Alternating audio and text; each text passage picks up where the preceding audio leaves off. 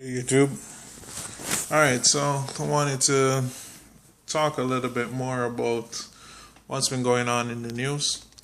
Alright, so first let's start with this whole Hillary Clinton thing and the shitstorm that's basically been created in the aftermath of the FBI's decision to not recommend charges against Hillary Clinton.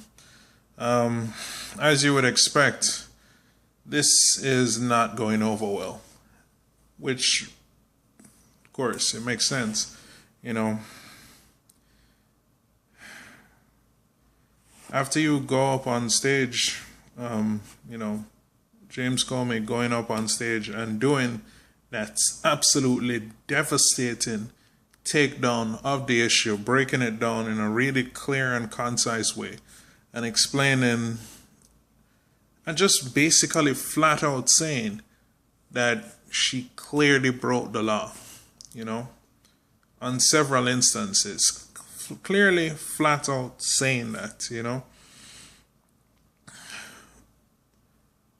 And then saying that, if she had just used a Google server, just used Gmail, that would have been way more secure than the email system that Hillary had set up, And she had top secret information on those servers.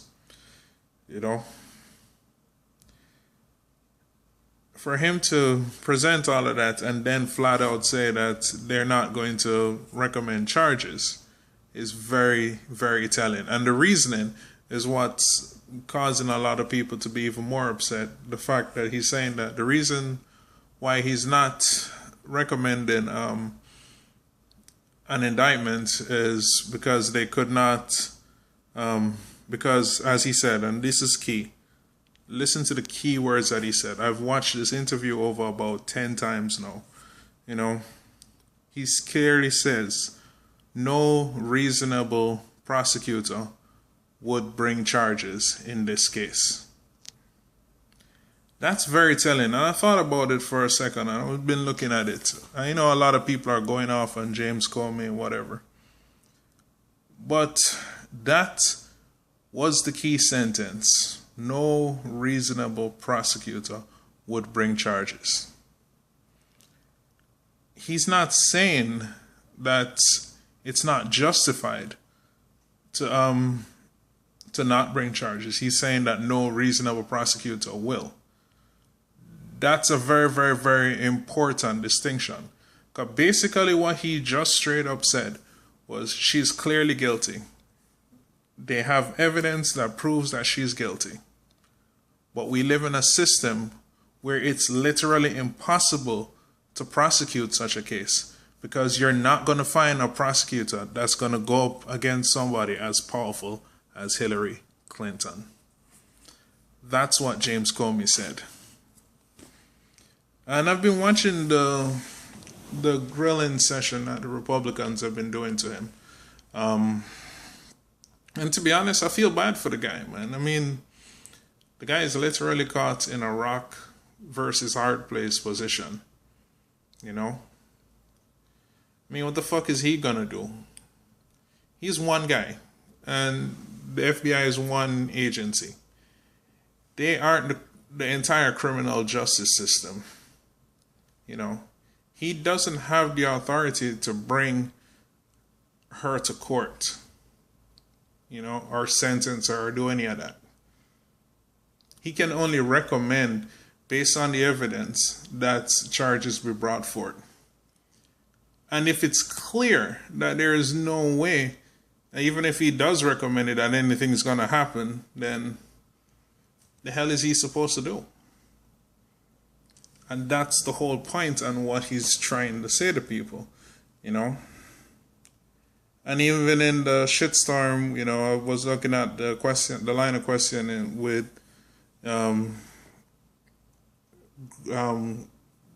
Trey Gowdy and Chaffetz and all of them. I mean, just look at this guy's expression. He's got this hamstrung look on his face the whole time. Like, dude, I'm just a messenger here, man. Like, there's literally nothing I can do about it. Like, why are you yelling at me for? And that's very, very, very powerful. You know. And of course, the media is really having a mixed reaction to this. Morning Joe has just done a completely scathing takedown of Hillary over this issue, you know. And in all honesty, I didn't even think that this issue was that big a deal until that that interview with James Comey where he laid out the facts of the case. And it actually is a pretty big issue, you know. She had over 100 top secret emails on a server that's less secure than using Gmail. What if those were, she becomes president, she does the same thing, and those are the nuclear launch codes or something? You see what I'm talking about? And he also said that they didn't find any evidence that she was hacked. But because of how shitty the server is, there is no way they would even be able to tell if she was or not.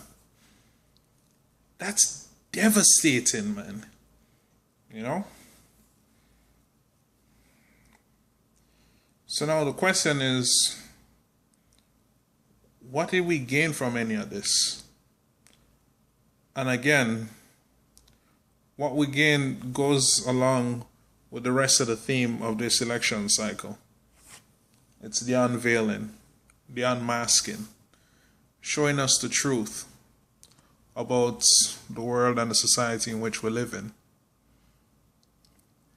And it's just further evidence that the establishment is falling apart. They're losing control. They're losing the ability to mask themselves. You know? And this is actually a really, really, really positive result, even though it doesn't seem that way. Because what it means is that there's going to be a huge outcry for real change. And it's just a matter of time. So, to all my Bernie supporters out there, I'd leave you with this message.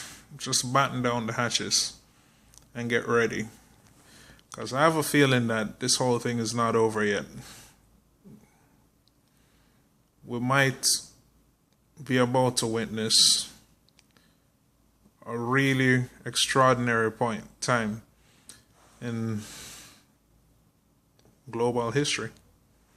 Thank you for watching.